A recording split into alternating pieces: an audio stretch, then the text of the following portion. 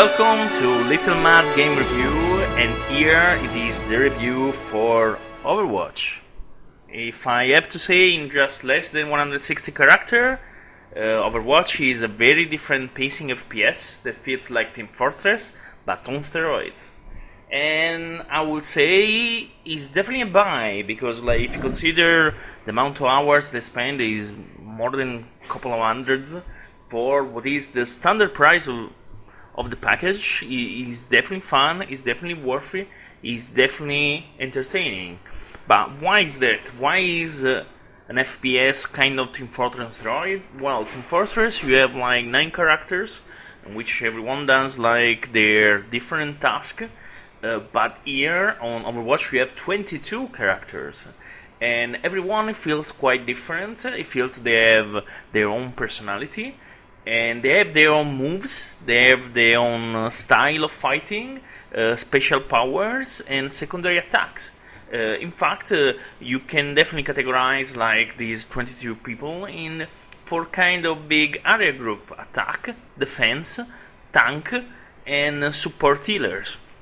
And this is absolutely what makes completely different from any kind of other games that you can see so far as FPS, because you can really get specialized in some particular kind of character depending on the situation, if you need to attack or defend, because the game is based mostly on capture the point, and it's amazing. It's really fun because when you see that some particular attack with your team versus the other team doesn't work, you start to think about what other character can I use to counter that particular enemy that is very talented and is make us suffer for the game.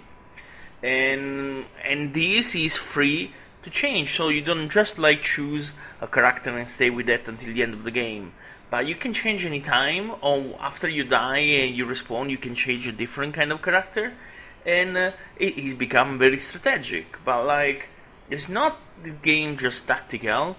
Not all the characters, for example, can run. Actually, only one can. But some character can fly. Some other character can be rush forward faster than everyone else. Some other instead they are pretty slow, but they can jump because they make explode a mine under the feet, like a classic rocket jump, and fly away on above vertical parts of the map.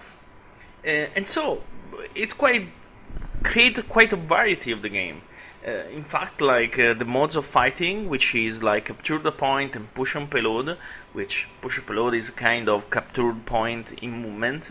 It makes the game decide sometimes that you need to be very aggressive, some other time we need to be very defensive. And these are not only the classic modality of the game. For example, we have a custom kind of game that you can create with some of your friends and just try to test maps, or challenge your friends without anyone else bothering you. You have brawls. Brawls are specific 1 week DL events, kind of like Hearthstone, in which you do a brawl is a special attack or special set of rules, like all the girls, or for example only using 2 characters or only a specific map, which make different game from the normal pacing one. Then you have normal game, which you can even play 6 people of the same character, or competitive mode, in which there is here the real challenge to try to win, because you want to look like the best of the best. But you can only choose one character, you cannot have duplicates, which make even challenging and important the composition of your team, especially depending on the other competition of your team. And I'm telling you, at the first time they played the game, it was quite particular, the feelings, because I couldn't rush.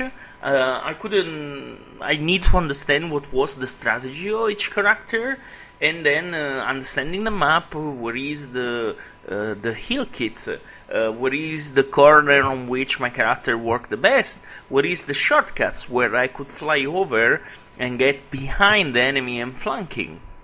And it felt like maybe a little bit overwhelming, but after the initial curves, that kind of discovery that kept me going, that kept me wanting to master it more, the kind of game, it became much easier and much more understandable what the enemy was kind of throwing at me, how I could counter it, how I could try to sneak behind unseen and give a big blow to the enemy team.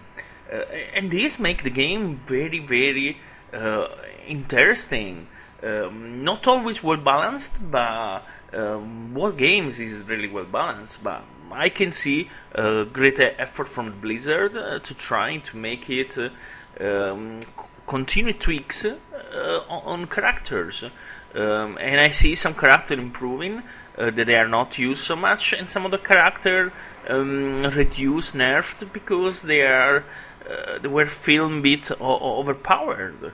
But like this is good. This is good because actually Blizzard is listening to comments and is making as well their own decision and make the games work better. So yes, like I personally use a couple of characters very much, but like I never stop to try to use different character. Like sometimes we need an healer and I volunteer myself to try to heal the team. I'm personally a flanker, so this means that I don't go against the enemy head on, but try always to use hit and run tactics to attack on the side when I'm not seen, and in this way blown the most damage because they were focused on the tanks maybe our team they were attacking to get on the point.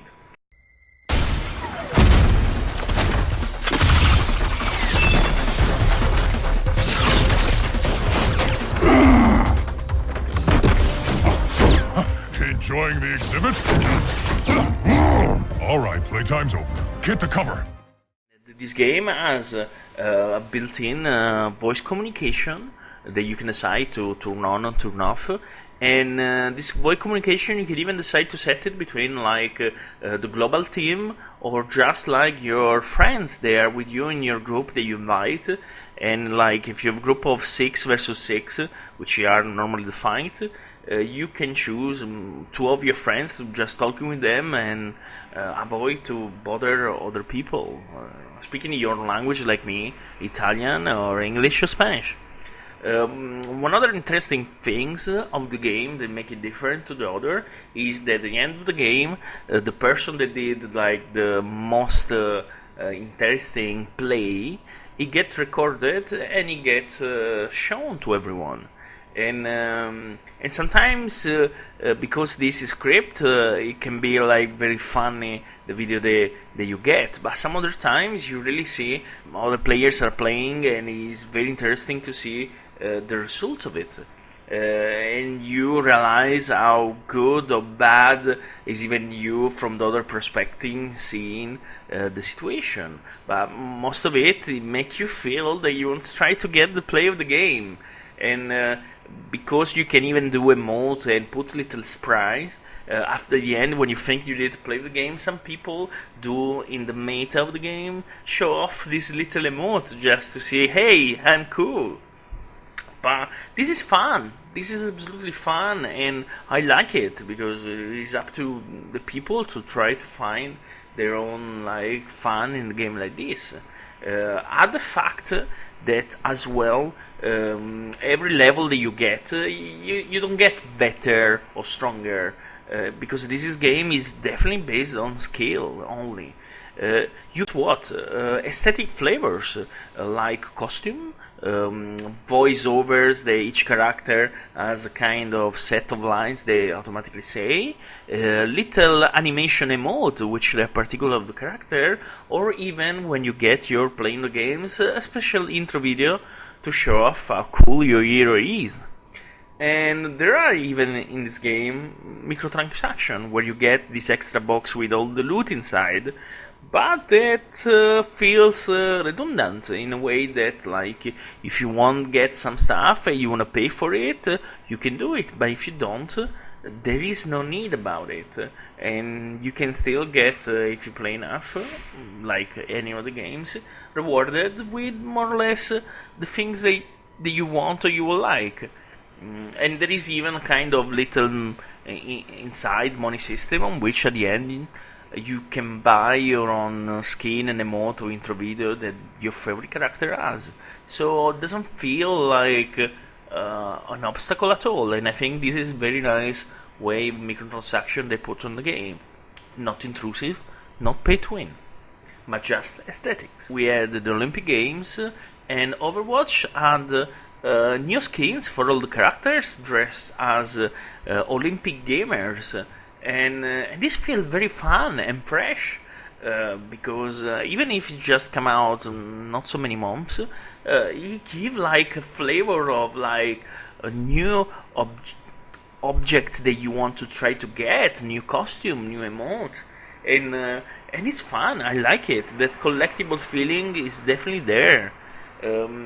Count that they even had the new kind of brawl game, which was called Lucio Ball, which was nothing that a package of Rocket League inside the style of Overwatch with the character Lucio that is trying to push this huge ball inside the goal of the enemy, and that's fun. That's absolutely fun. I like and I praise this kind of twist, because it makes the game very interesting and different. And maybe on this like kind of event they made that you cannot buy actually the costume because it was only for like 2 or 3 weeks, but doesn't matter. You feel anyway rewarded. You want to try to catch them all, like all the costumes. They keep adding new stuff. Like now recently they added a new character, support Anna, which is a sniper with healing ability, which like is funny concept because he can snipe an enemy, but at the same time can snipe at friends and heal them. And now we have in just in few weeks and days they're gonna release a new map, and this map you can test it on the playtesting server, and it's quite nice because he offered a lot of covers, because some maps are a bit more open, some other maps are a bit more like with more hiding spot or more verticality. And I like this, very much, because you can even push some enemies off the map and killing them in this way. And this add a level of strategy, plus the 22 characters, plus the cohesion of a team and friends that you can easily make, because I never had so many friends in Battle.net like this, not even when I was playing World of Warcraft.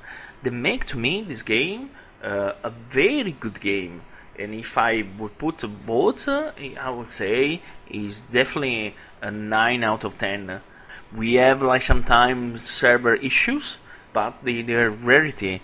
Or sometimes when you're waiting for a game, they put you in a room where you can skirmish to the enemy team while waiting, but unfortunately some players don't come, and then you re-enter again loop to waiting for a game, and sometimes these estimate or they're not right, so you wait, you say 2 minutes, but they end up to be 4 minutes. But at the end, like, the game is solid, and these are just like a server issue, a connection issue, or just like latency in base of the ability of the people they are actually playing. So at the end, it feels like Team Fortress, but it's not Team Fortress. It makes the feel very different.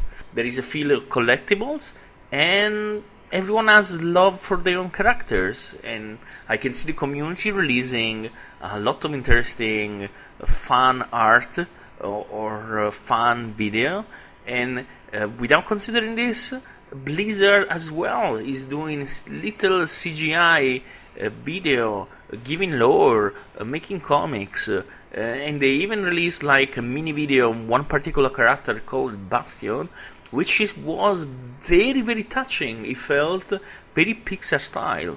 I definitely praise this game. It was a surprise for me. Just surpassed the little wall of starting and understanding what is the game about. And you're done. You loved it, you learn it, and you make new friends. That's all from me, and see you next time for the next review on YouTube Little Matt channel. Goodbye.